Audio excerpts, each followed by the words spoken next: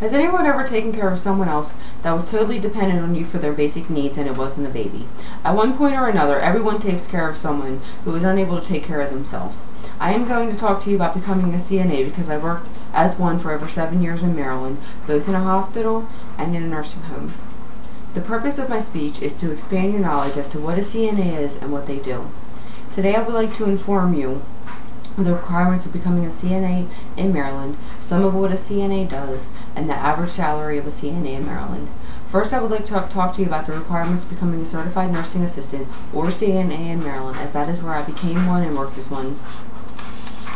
According to the website cnatraining.net, to become a CNA in Maryland, you need to enroll in a state-approved training program which consists of at least 100 instruction hours and successfully completed. The hours are divided into both classroom and clinical or hands-on hours. A CNA is certified and doesn't require a degree or any prior training. You also need to take both a written and hands-on exam through the Maryland Board of Nursing and pass both. If you make enough small mistakes on the hands-on exam but ace the written part of the exam, you still fail. You can get an information booklet that describes the steps of anything that you could be tested on the hands-on exam. It gives you step-by-step details of what you need to do so that there is no reason for someone to fail.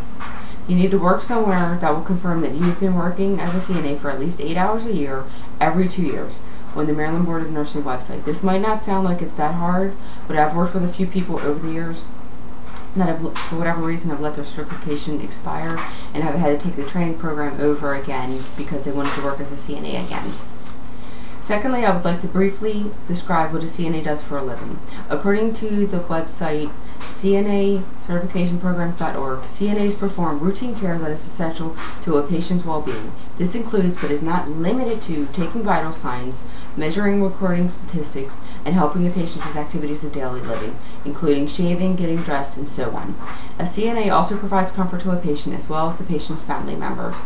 This doesn't just include making sure the patient's basic needs are met, it includes meeting the patient's emotional needs as well. At times, just listening to a patient can make their whole day. Communication is a big requirement as well.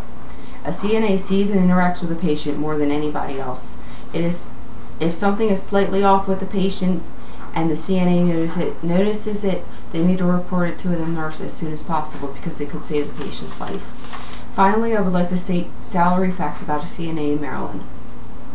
According to Indeed.com, the average CNA makes about $28,000 a year.